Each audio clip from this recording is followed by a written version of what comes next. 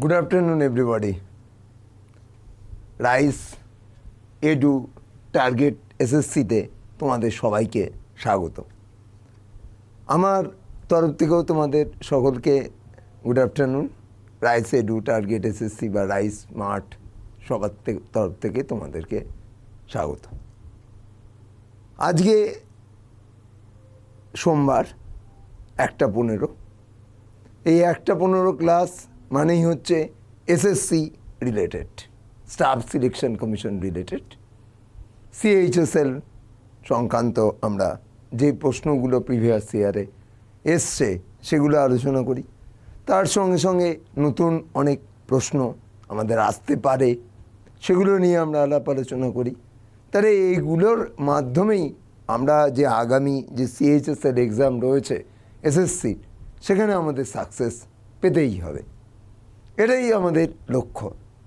আমরা যেমন প্রতি মঙ্গলবার এবং প্রতি বৃহস্পতিবার কী করি না, সেখানে ডব্লিউবি কনস্টেবল থাকে, ডব্লিউবিপি এসআই থাকে, কেপি কনস্টেবল থাকে, তার সঙ্গে মিসলেনিয়াস, তার সঙ্গে ক্লার্কশিপ, এগুলো আমরা আলাপ আলোচনা করি।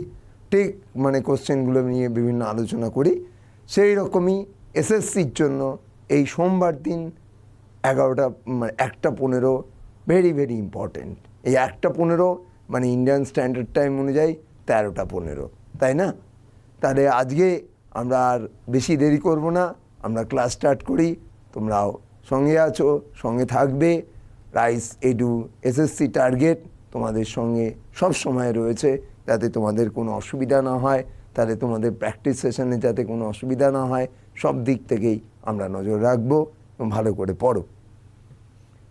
তাহলে আমরা আজকের ক্লাস স্টার্ট করি। আজকে আমরা ইম্পর্টেন্ট জিকে এবং current affairs on SSC CHSL এর উপরে আলাপ আলোচনা করব, কোশ্চেন প্র্যাকটিস করব। সেখানে কি করে অ্যান্সার করলে আমরা সুবিধা পাবো সেটাও আমরা দেখব। ঠিক আছে, চলো আমরা দেখে নিই। প্রথম কোশ্চেন আমাদের দিয়েছে, who among the following had authored the book a nation in making? A nation in making বইটার নাম। Who among the following had a authored the book a nation in making, এই বইটা বলেছে। এবং এই বইটা দেখা যায় কি, that is called the autobiography. This is the autobiography. আবার কি করে তুমি দেখে বুঝতে পারবে? না, দেখে এইভাবে তুমি বুঝতে পারবে যে দেখো এই বইটার সামনের প্রথম লেটারটাই এ আছে, অটোবায়োগ্রাফি। এবং এখানে কী অ্যান্সার হবে সেটাও আমাদের খুব ভালো করে বোঝা যায়। কি করে ভালো করে বোঝা যায়? এ নেশন ইন মেকিং। আমাদের এই বইটার নামের মধ্যে সেকেন্ড লেটারে কিন্তু সেকেন্ড ওয়ার্ডে এন আছে, সেকেন্ড ওয়ার্ডে এন রয়েছে, এন রয়েছে। তাহলে এখানে কার নামের সেকেন্ড না, আমাদের এখানে যদি করতাম S N Banerjee, S N Banerjee, তাহলে দেখো এন এখানেও রয়েছে, সুরেন্দ্রনাথ এখানে নয় একসঙ্গে দিয়েছে, কিন্তু অনেক জায়গাতে এটা আলাদা থাকে, সুরেন্দ্রনাথ ব্যানার্জি। তাহলে সুরেন্দ্রনাথ ব্যানার্জি হলো এ নেশন ইন মেকিংয়ের অথর। এটা আমরা ইজিলি অ্যান্সার করতে পারবো।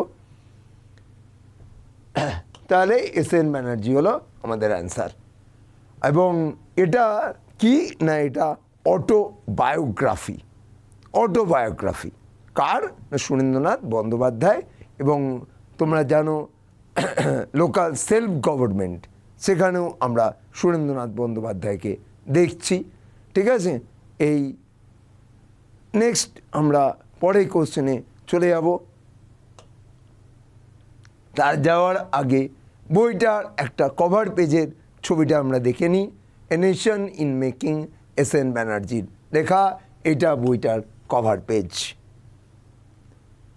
পরের কোশ্চেনে আমরা যাব, হু wrote Gita Rahasya, which is commentary on the Bhagavad Gita in the Mandalay jail of Myanmar? কোথায় বসে বসে লিখেছিলেন? না মান্দালয় জেল ইন মায়ানমারে বসে বসে লিখেছিলেন? কে লিখতে পারেন? অ্যান্সার যেটা আমরা করব সেটা হচ্ছে বাল গঙ্গাধর তিলক। বাল গঙ্গাধর তিলক, বিজি তিলক, এটা হবে অ্যান্সার। বাল গঙ্গাধর তিলক আমাদের এখানকার অ্যান্সার আমরা নিলাম। এই বইটা খুব দেয়। এবার আমি একটু বলি, গীতা রহস্য বইটার নাম, আর ওইখানে যা একটা বই আছে ভগবদ গীতা, সেই ভগবদ গীতার অথরকে? না ভগবদ গীতার কি অথর? না ভগবদ গীতার অথর হবে কে? না আমাদের কে হবে? Bhagavad Gita, Gita it is a part of Mahabharata. Mahabharata যদি বেদব্যাস লিখতে পারে, বেদব্যাস যদি মহাভারত লিখতে পারে, আর মহাভারতের মধ্যে একটা পার্ট সেটা হচ্ছে যে অর্জুন আর তার রথের সারথি শ্রীকৃষ্ণের মধ্যে কথোপকথন, তাহলে সেটাও নিশ্চয়ই বেদব্যাসই হবে। তাহলে দুটোই আমরা কি বললাম? না বেদব্যাস হলো। এবং আমাদের তাই কি হচ্ছে না দুটো বই আমাদের এখান থেকে জানতে পারবো। সুভাষচন্দ্র বোসের তরুণের স্বপ্ন আমরা দেখতে পাবো, ইন্ডিয়ান স্ট্রাগল এসসি বোসের ক্ষেত্রে দেখতে পাই, অরবিন্দ ঘোষের ক্ষেত্রে সাবিত্রী দেখতে পাই, লাইফ ডিভাইন দেখতে পাই, বা এসে অন দ্য গীতা দেখতে পাই, নিউ ল্যাম্পস ফর ওল্ড দেখতে পাই। এগুলো আমরা অরবিন্দ ঘোষের ক্ষেত্রে দেখতে পাই। লালা লাজপত রায় আসছি, আরও বইয়ের চার্ট আছে, আমি তোমাদেরকে দেখাবো। আর এই বাল গঙ্গাধর তিলকের আরেকটা, এখানে তো আমরা দেখলাম গীতা রহস্য, আবার দেখলাম the Arctic home in the Vedas, এটাও বিজি তিলকের গীতা রহস্য। এবং মনে রেখো বিজি তিলক দুটো জার্নালের এডিটর। একটা জার্নালের নাম হচ্ছে মারাঠা, আরেকটা জার্নালের নাম হচ্ছে কেশরী। মারাঠাটা কি ভাষায় রচিত? না মারাঠাটা হচ্ছে ইংলিশ ভাষায় রচিত, আর কেশরীটা হচ্ছে মারাঠি ভাষায়। যদি কখনো দেখো যে এখানে এই দুটো জার্নালের ক্ষেত্রে তিলক অপশনে নেই, তাহলে আগারকার বা চিপলঙ্কার নাম দিয়ে যা থাকবে সেই আগারকার বা চিপলঙ্কার দিয়ে অ্যান্সার করে দেবে। আগারকার অর চিপলঙ্কার দিয়ে অ্যান্সার করে দেবে। আমি বারবার করে বলে রাখলাম, হয়তো মারাঠা এবং কেশরীর মধ্যে হয়তো দেখলে তিলক নেই, তখন কিন্তু ওটা অ্যান্সার হবে। Are the Arctic home in the Vedas এটাও বিজি তিলকের লেখা, গীতা রহস্য এটাও বিজি তিলকের লেখা। এইগুলো বইগুলো কিন্তু আমাদের পরীক্ষাতে দেবে। ইন্ডিয়ান আর্মি, এটা current affairs, and the Punit Balan group joined hands to inaugurate the nation's first constitution park in which place of India? Constitution park, একদম কনস্টিটিউশন পার্ক মানে যেখানে কনস্টিটিউশনের বিভিন্ন মডেল ফডেল করে রাখা আছে, যেখানে সংবিধান ভারতের সংবিধান সম্পর্কে অনেক কিছু জানতে পারা যেতে পারে, সেই রকম কনস্টিটিউশন পার্ক কোথায় উদ্বোধন করছে বা কোথায় লঞ্চ হচ্ছে? এখানে আমরা সোজা অপশন কি আছে? পুনে, মুম্বাই, নিউ দিল্লি, চেন্নাই। তোমরা এক মিনিট দেখবে এই যে পুনিত, তাহলে পুনিত তাহলে কি আছে না পুনিতের কথার মধ্যেই আমরা দেখো অ্যান্সার পেয়ে যাচ্ছি, তাহলে কি হবে? পুনে। পরের কোশ্চেনে আমরা যাব।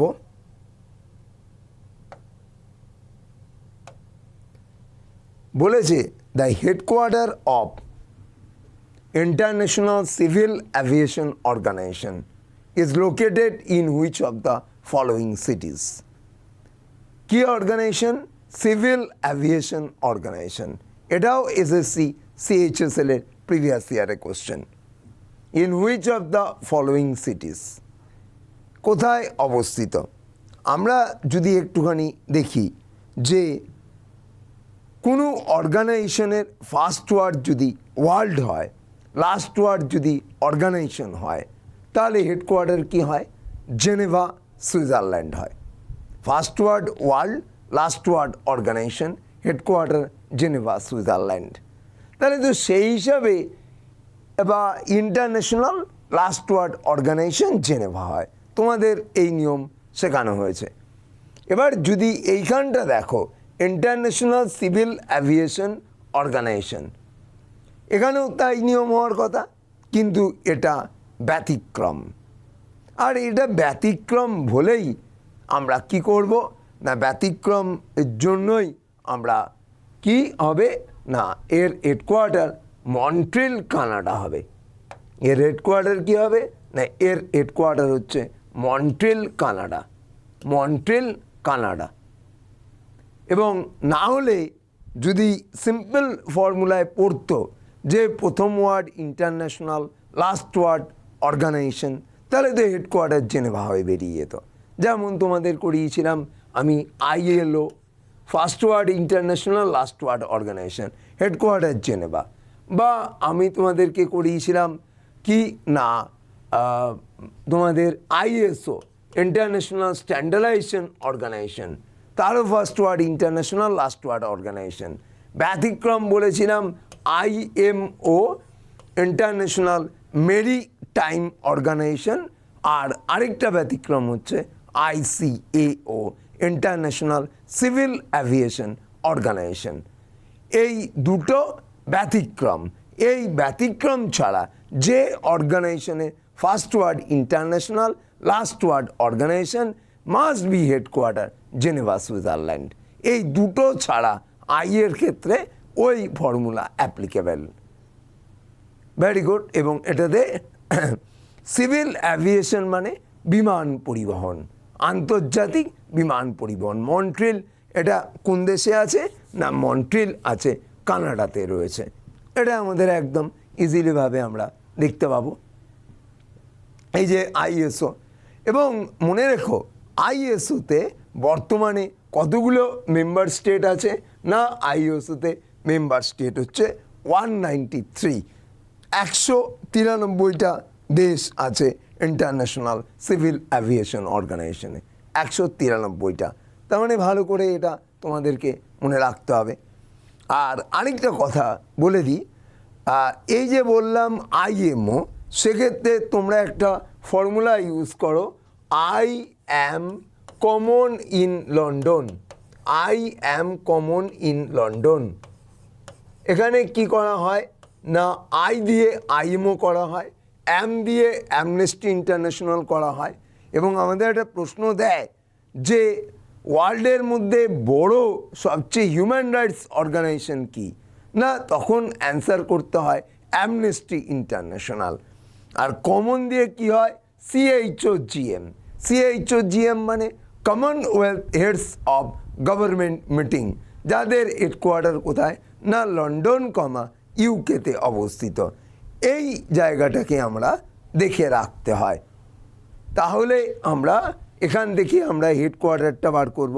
মাদ্রিদ দিয়ে একটা হয়, যেমন আমরা WTO পেয়েছি, ওয়ার্ল্ড ট্রেড অর্গানাইজেশন, তেমনি UNWTO বলে একটা অর্গানাইজেশন আছে।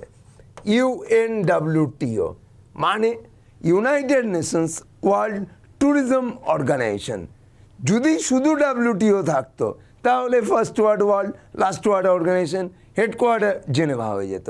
কিন্তু ওয়ার্ল্ড ট্যুরিজম অর্গানাইজেশন বলেছে, তাহলে এর হেডকোয়ার্টারটা হচ্ছে মাদ্রিদ। তাহলে UNWTOর হেডকোয়ার্টার মাদ্রিদ, মন্ট্রিলও গেল ICAO, আর নিউ ইয়র্ক গেল UN general assembly, UN security council, UNSC, ঠিক আছে, বা UNDP, আর জেনেভাতে গেল WMO, WHO, WTO বা UNHRC, United Nation Human Rights Council, বা United Nation High Commissioner for refugee, UNHCR। এগুলো সব গেল হচ্ছে কোথায় না, জেনেভাতে গেল। তাহলে এইভাবে আমরা কিন্তু রেডি করে নিতে পারবো। হেডকোয়ার্টার আমাদের ক্ষেত্রে খুব গুরুত্বপূর্ণ এবং হেডকোয়ার্টার দিয়ে আমাদের কিন্তু বারবার কিন্তু প্রশ্ন দিয়েছে। এর পরের অর্গানাইজেশনে কোশ্চেনে আমরা যাব, who is the author of the book named unhappy India? Jawaharlal Nehru, Lala Lajpat Rai, Sanjay বাড়ু, Jaishankar প্রসাদ। কে লিখেছেন? আমরা একটুখানি ছবিটার দিকে আগে নজর রাখব। ইয়ং ইন্ডিয়া বলো বা দ্য আর্য সমাজ বলো, the political future of India বলো বা দ্য আনহ্যাপি ইন্ডিয়া বলো, আনহ্যাপি ইন্ডিয়া দি অ্যাড করো না, সবগুলোর অথরই কিন্তু লালা লাজপত রায়, সবগুলোর অথর লালা লাজপত রায় হবে। এবং আমরা তাহলে এখানকার প্রশ্ন অনুযায়ী আমাদের অ্যান্সার কি হলো? না, অ্যান্সার হলো লালা লাজপত রায়। লালা লাজপত রায় হচ্ছে আমাদের অ্যান্সার। এটাও আমাদের CHSL এর কোশ্চেন, আনহ্যাপি ইন্ডিয়া। তার সঙ্গে সঙ্গে আমি লালা লাজপত রায়ের বইগুলো দেখিয়ে দিলাম যে এই বইগুলো থেকেও আমাদের কিন্তু প্রশ্ন আসতে পারে।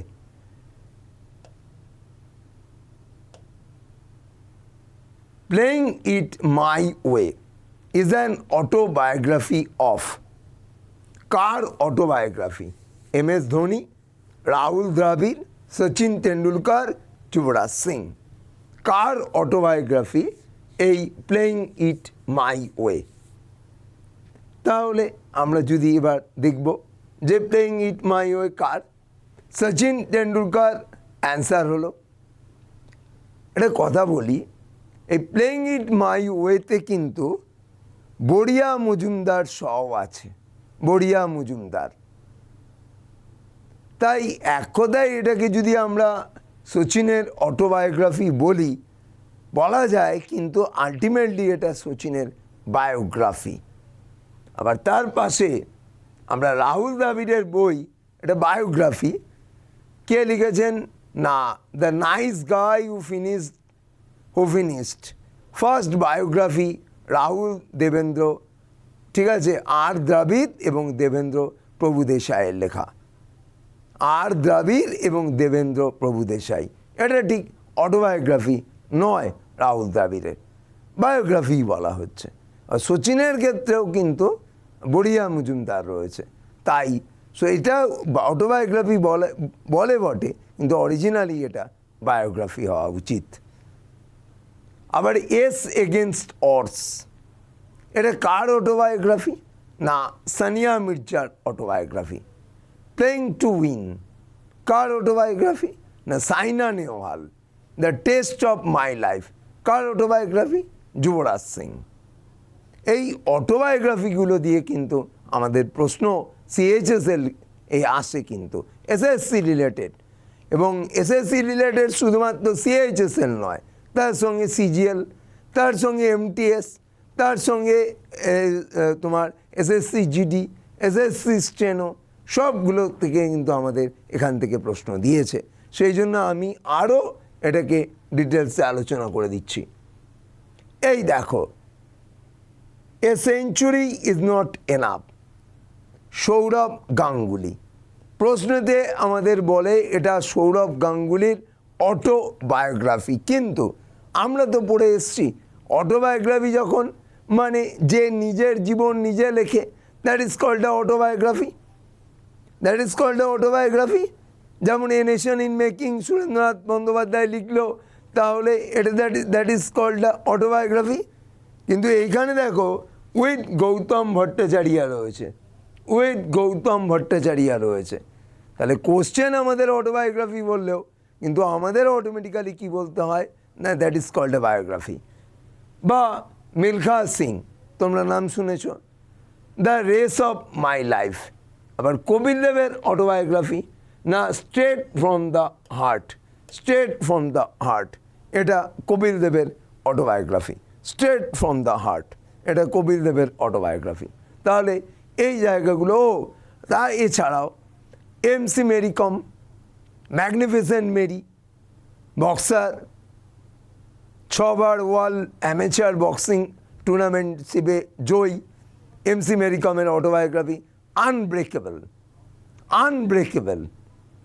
আবার আমরা যদি দেখি ক্রিস গেল 6-এর জনক, 6 মারতে পটু T20-তে, তার অটোবায়োগ্রাফি হচ্ছে 6 মেশিন।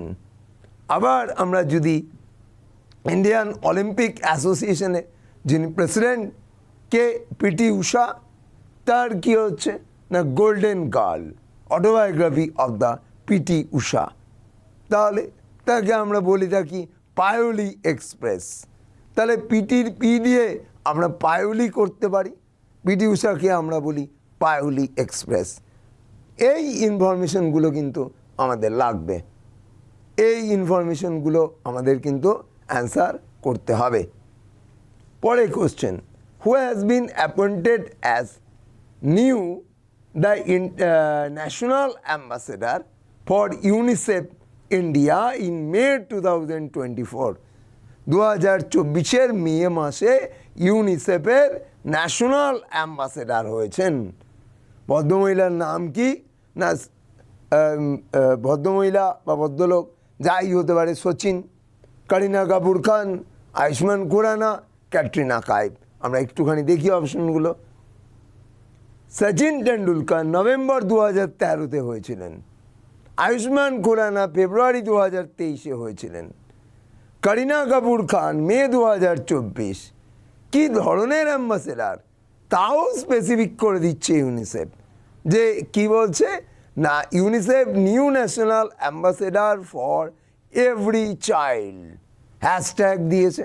তাহলে হ্যাশট্যাগের পরে দুটো ওয়ার্ডের মধ্যে মাঝখানে কোনো স্পেস হবে না, তাহলে কি হবে না ফর এভরি চাইল্ড। এবং তোমরা জানো যে এখান থেকে আমি আরেকটা প্রশ্নের ক্লিয়ার করি। ইউনিসেফ তাদের 1946 11ই ডিসেম্বর ইউনিসেফ ডে, 11ই ডিসেম্বর তোমরা সবাই সেলিব্রেট করো, এটা নিয়ে কোনো আপত্তি নেই।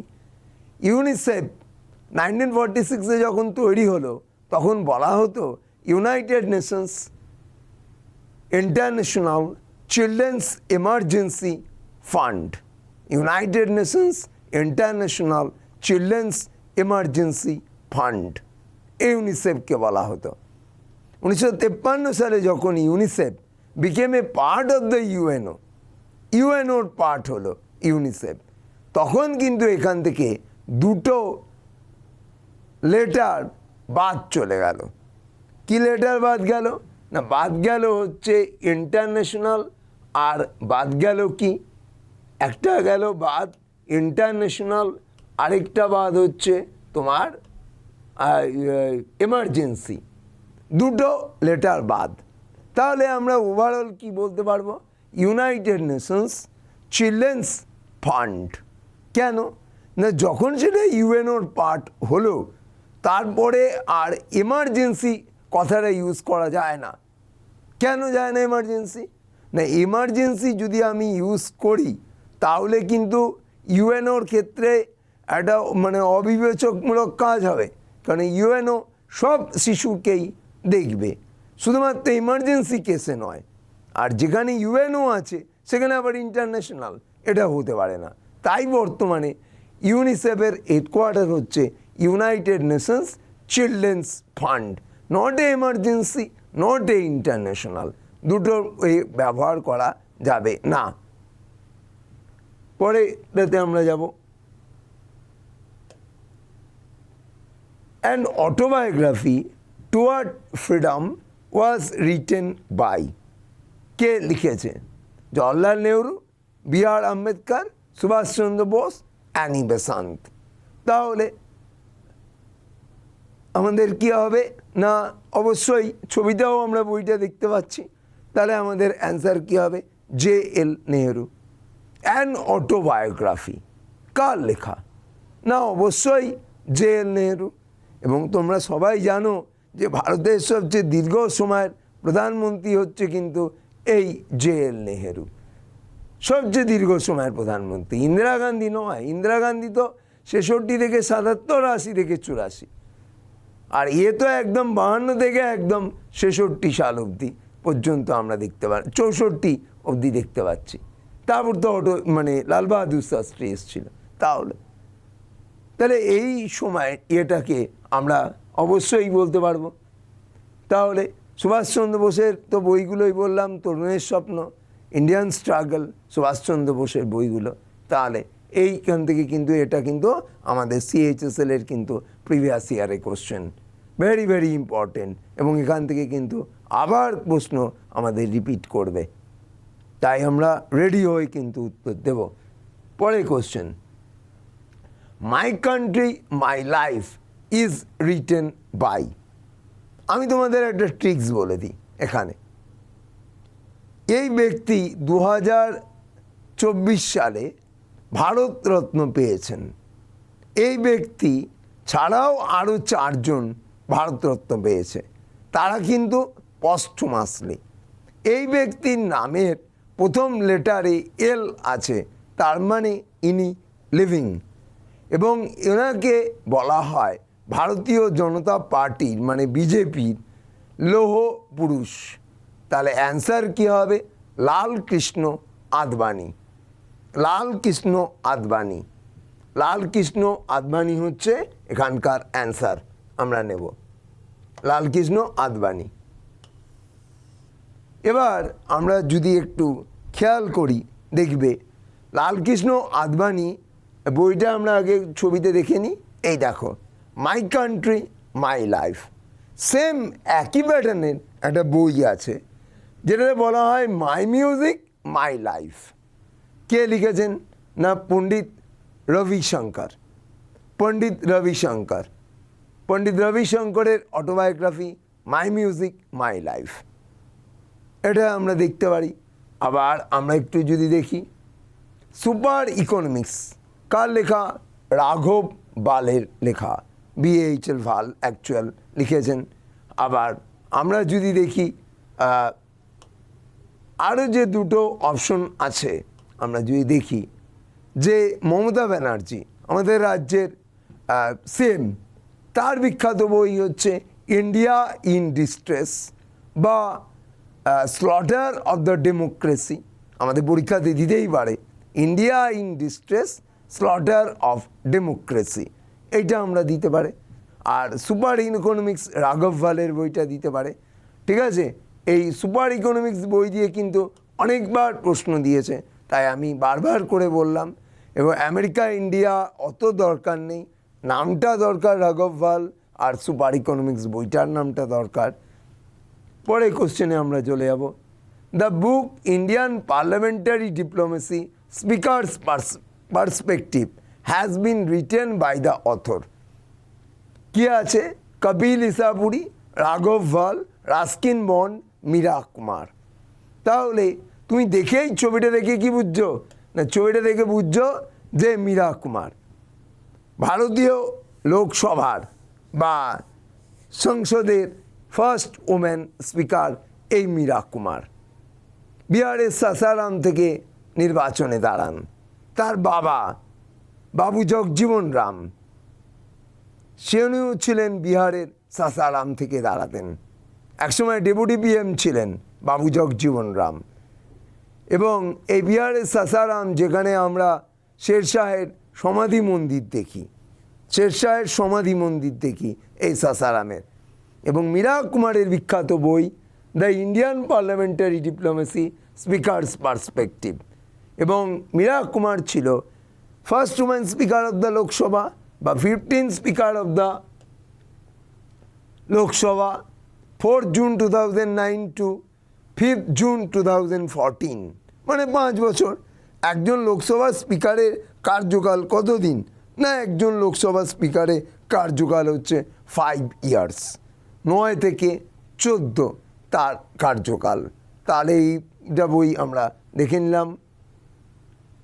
পরের বই, which of the following books is not written by Salman Rushdie. এর মধ্যে কোন বইটা সালমান রুশদির লেখা নয়? তোমাদের এর আগের দিনই আমি রাইসমার্ট ইউটিউব বাংলা চ্যানেল, আর আজকের চ্যানেলটা একদম নতুন, এই চ্যানেলেও আমি দাঁড়িয়ে বলি, নাইভ বা meditations after naive murder, attempted murder, এই বইটার অথর হচ্ছে কিন্তু সালমান রুশদি। 2022 সালে সালমান রুশদির চোখের ওপরে ছুরি দিয়ে আঘাত হয়েছিল। সালমান রুশদির স্যাটানিক ভার্সেস জানো, মিডনাইট চিলড্রেন জানো, সালমান রুশদি বুকার অ্যাওয়ার্ড পেয়েছিল, তোমরা এটাও জানো, এবং বুকারের 25তম বার্ষিকী উপলক্ষে বুকার অফ দ্য বুকার্স এই অ্যাওয়ার্ডটাও সালমান রুশদির রয়েছে, এটাও তোমরা দেখেছ। তাহলে এই সালমান রুশদি কোন বইটা লেখেনি? তাহলে আমাদের অ্যান্সার কি করব না, অ্যান্সার দেখো সঙ্গে সঙ্গে চলে এসছে, an area of darkness, an area of darkness. তাহলে অ্যান এরিয়া অফ ডার্কনেস কার লেখা? না, an area of the darkness বড় বড় করে দিয়েছে, বি.এস. নাইপালের লেখা। An area of darkness, B S. নাইপালের লেখা। An area of darkness, B S. Naipaul লিখেছেন। সোজাভাবে একদম বলা যায় যে এটা খুব কমন বই। আর বাদবাকি যদি দেখি, সালমান রুশদির মিডনাইট চিলড্রেন, সালমান রুশদির কী আছে না, শেম মানে কিন্তু লজ্জা। আবার লজ্জা বইটা কিন্তু বাংলাতে যখন বলবে তখন কিন্তু তসলিমা নাসরিন। আবার সালমান রুশদি ছবিটাও দেখতে পাচ্ছ, আবার তার পাশে কি রয়েছে, সালমান রুশদির দ্য স্যাটানিক ভার্সেস। এই হলো অপশনগুলোর অ্যানালিসিস। তাহলে অপশনগুলোর অ্যানালিসিস সো মাচ রিকোয়ার্ড, দারুণভাবে কিন্তু দরকার। 12 number question, which of the following is known as the highest battlefield of the world? Highest battlefield of the world কী হবে না, Gangotri glacier, Nanda Devi glacier, Siachen glacier বা রোহতাং গ্লেশিয়ার। তাহলে আমাদের যেটা হাইয়েস্ট হচ্ছে ব্যাটেলফিল্ড না সিয়াচিন গ্লেশিয়ার। কার বর্ডার? না ইন্দো পাক বর্ডার। কী হয়েছিল? Operation Meghdoot 1984 to capture the Siachen glacier from Pakistan. Operation Meghdoot, এটা দিয়েও আমাদের প্রশ্নতে দেয় যে সিয়াচিনের সঙ্গে যুক্ত, এবং সিয়াচিন হচ্ছে পৃথিবীর সবচেয়ে উচ্চ যুদ্ধক্ষেত্র, ব্যাটেলফিল্ড, ইন্দো পাক বর্ডার। আমি আরেকটা প্রসঙ্গ আমি এখানে আনছি, এখানে অ্যান্সার অবশ্যই আমরা সিয়াচিন গ্লেশিয়ার করলাম, এবং সিয়াচিন গ্লেশিয়ার করার সঙ্গে সঙ্গে আরেকটা প্রশ্ন খুব কমন আমাদের দিচ্ছে, বলছে যে captain Shiva Chauhan, an officer from the corps of the electronic and mechanical engineering, became the first woman officer to be operationally deployed at the Kumar post in the Siachen Glacier, which is located at an altitude of 15,632 feet. 15,632 ফিটের ওপরে উঁচুতে একজন মহিলা, তার মহিলার নাম কি? শিবা চৌহান।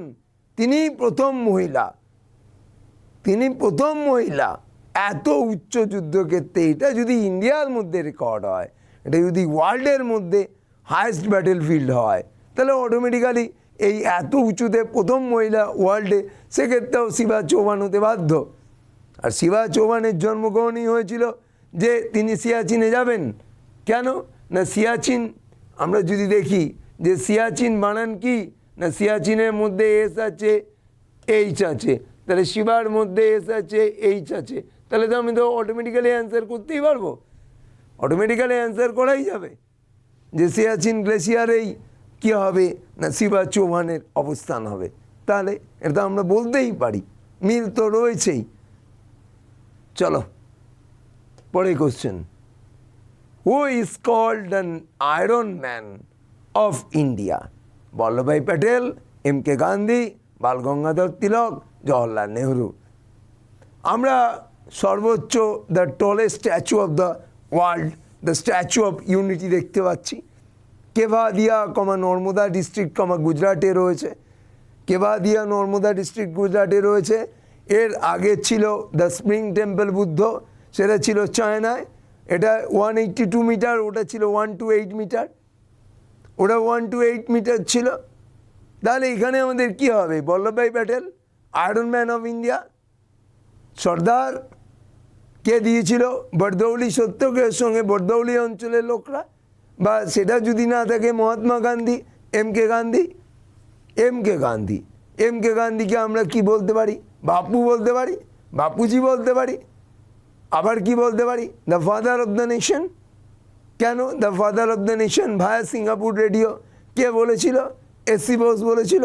আবার এসি বোসকে উল্টো দিক থেকে এম কে গান্ধী বলেছিল patriot of patriots. M K গান্ধীর কানগুলো বড় ছিল, তাই আমাদের nightingale of India Sarojini Naidu কি বলেছিল? যে মিকি মাউস বলে অভিহিত করেছিল। উইনস্টন চার্চিল বলেছিল হাফ নেকড ফকির, অর্ধনগ্ন ফকির গান্ধীজিকে বলা হয়েছিল। গান্ধীজিকে মহাত্মা বলেছিল কে? রবীন্দ্রনাথ টেগোর। আবার রবীন্দ্রনাথ টেগোরকে গান্ধীজি কি বলেছিল? কবিগুরু। আবার নাইটিঙ্গেল অফ ইন্ডিয়া সরোজিনী নাইডুকে কে বলেছিল? না, এম কে গান্ধী বলেছিল। তাহলে দেখছো দেওয়া নেওয়ার একটা পদ্ধতি। এবার আমরা আরেকটু দেখে নিই বাল গঙ্গাধর তিলক। বাল গঙ্গাধর তিলককে আমরা কি বলতে পারি? না, লোকমান্য। তার কাজকর্ম, তার বিচার, সমস্ত কিছুর জন্য তাকে লোকমান্য উপাধিতে ভূষিত করা হচ্ছে। দেশের জনসাধারণ তাকে লোকমান্য বলছে। আবার বাল গঙ্গাধর তিলককে আমরা কি বলছি? The father of the unrest. Unrest মানে বিশৃঙ্খলার জনক। তাহলে ভারতবাসী হয়ে কেউ বলবে না তাকে the father of the unrest. কে বলতে পারে? না, ইংলিশ জার্নালিস্ট ভ্যালেন্টাইন চিরল তাকে the father of the unrest বলছে। তোমরা the mother of the unrest জানো? মাদাম ভিকাজি কামাকে বলে। এটা দিয়েও আমাদের প্রশ্ন দিয়েছিল, আবার ফাদার দিয়েও প্রশ্ন দেয়। আর লাস্টে কে আছে? জওহরলাল নেহরু। জওহরলাল নেহরুকে আমরা কি বলতে পারি? না, জওহরলাল নেহরুকে আমরা বলতে পারি চাচা। এই তার জন্মদিন 14ই নভেম্বর। 14ই নভেম্বর আমরা ন্যাশনাল চিলড্রেন্স ডে পালন করি। শিশুরা মিষ্টি খেতে ভালোবাসে, আর পরবর্তীকালে এই মিষ্টি খেতে খেতে কী হয়? ডায়াবেটিস। তাহলে ওয়ার্ল্ড ডায়াবেটিস ডে 14 নভেম্বর, এটা আমরা বলতে পারি ইজিলি। তাহলে এই জায়গাগুলো আমাদেরকে ভালো করে রাখতে হবে। তাহলে এবার দেখো, এই যে সর্দার বল্লভভাই প্যাটেল আমরা বললাম, এই বল্লভভাই প্যাটেল কিন্তু সত্যিই আমাদের কি না স্বরাষ্ট্রমন্ত্রী প্রথম। কেন? দেখো, তার নামটা যদি আমি বিচার করি তাহলে H for home, A for affairs, I মানে 1। তাহলে ভারতের প্রথম স্বরাষ্ট্রমন্ত্রী কিন্তু সর্দার প্যাটেল হবেন। এটা একদম অবধারিত ছিল। আমাদের অমিত শাহের নামের মধ্যে এইচ আছে, তাহলে কি? বা এইচ এ আছে, হোম অ্যাফেয়ার্স। তাহলে তারও কাজ হচ্ছে কিন্তু হোম অ্যাফেয়ার্স মিনিস্ট্রিতে। আর জানোই তো আমার ক্লাস হওয়া মানেই সেখানে ট্রিক্স থাকবে। ট্রিক্স না থাকলে সে ক্লাস হয় না, এত পড়া সম্ভবপর নয়। ট্রিক্সের মাধ্যমেই এগোতে হবে। সর্দার বল্লভভাই প্যাটেল, এবং আমাদের এখানটা যেটা অ্যান্সার করলাম বল্লভভাই প্যাটেল হয়ে গেল আমাদের answer. Known as the light off Asia. কাকে লাইট অফ এশিয়া বলে? অবশ্যই আমাদের হবে কি? বুদ্ধকে আমরা বলি লাইট অফ এশিয়া। তাহলে আমাদের পরের কোশ্চেনে আমরা চলে যাব। দ্য লাইট অফ এশিয়া নামে একটা বই আছে। কার? না, লাইট অফ এশিয়া নামে একটা বই কে লিখেছে বলতে পারবে? লাইট অফ এশিয়া নামে, light off Asia the poem of the defined, এই বইটা কার লেখা? একজন বিখ্যাত ব্যক্তি। আমি তোমাদের এটা ছবিটা দেখিয়ে রাখছি। একটা বই, the light off Asia. Light off Asia তো হলোই বুদ্ধ। কে হতে পারে বলো?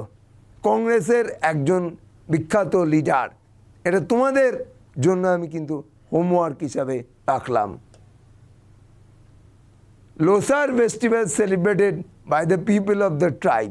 তোমাদের কিন্তু পরের দিন আমি এটা কিন্তু অ্যান্সার নেব। কংগ্রেসের এক সময় বিখ্যাত ব্যক্তি এই দ্য লাইট অফ এশিয়া বইটা লিখেছিল। Losar festival is celebrated by the people of the tribe. কোন ট্রাইব লোসার ফেস্টিভ্যাল করে? খাসি, কোদাবা, মুন্ডা না মনপা?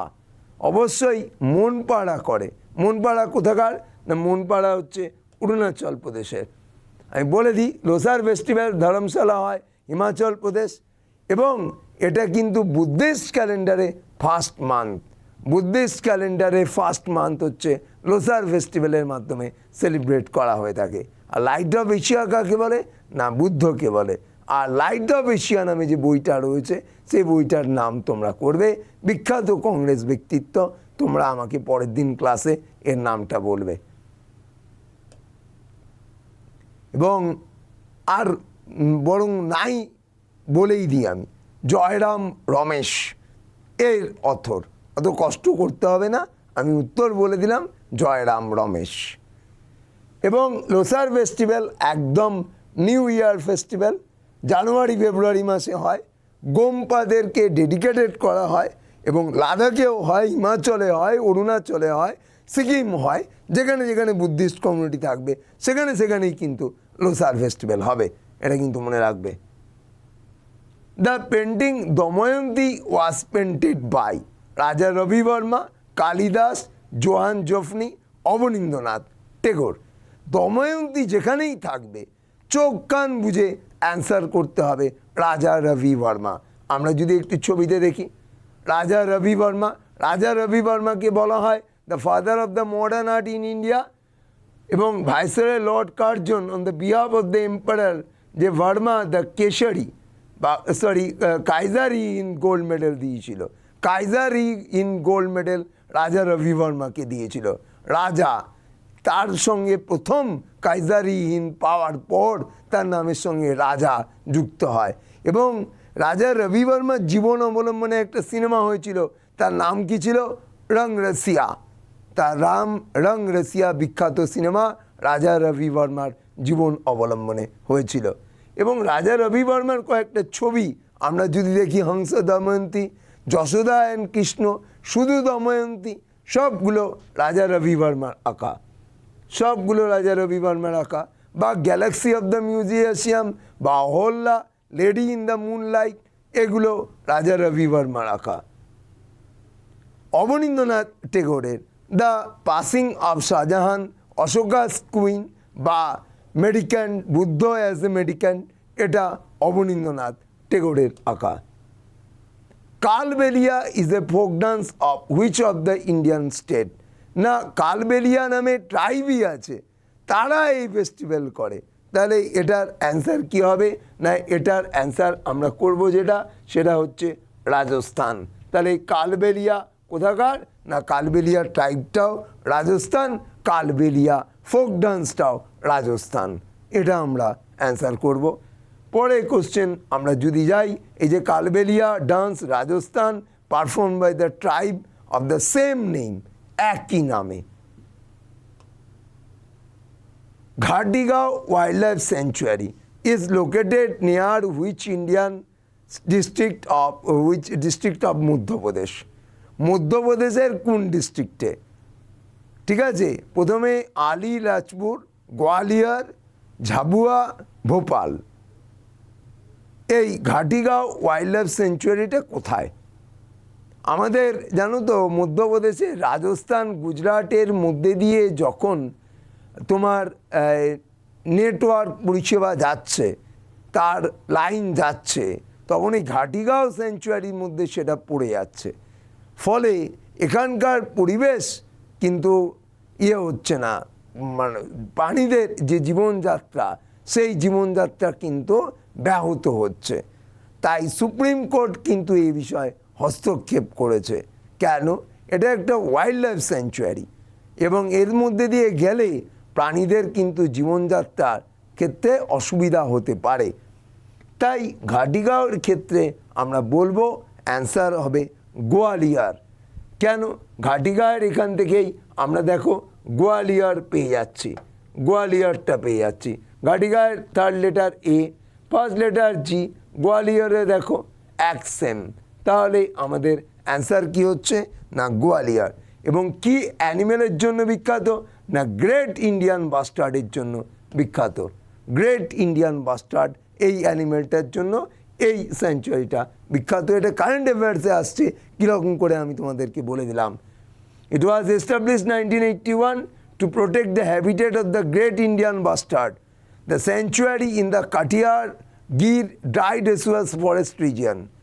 ঠিক আছে, এই অঞ্চলটা গিরের খুব কাছে এই অঞ্চলটা রয়েছে এবং রাজস্থান গুজরাটের মধ্যে দিয়ে যখন নেটওয়ার্ক পরিষেবার লাইন যাচ্ছে তখন এটার মধ্যে দিয়ে যাওয়ার ফলে এটা কিন্তু দারুণ পরিমাণে ক্ষতিগ্রস্ত হচ্ছে, মানে প্রাণীদের জীবনযাত্রা। তাই সুপ্রিম কোর্ট এ ব্যাপারে একটা কমিটি তৈরি করেছে, সেই কমিটি খতিয়ে দেখবে যাতে অন্য দিক থেকে এই লাইন ইয়ে করে নিয়ে যাওয়া যায় নেটওয়ার্কটা। সেই জন্য এইটা কিন্তু কারেন্ট অ্যাফেয়ার্সের শিরোনামে উঠে এসছে।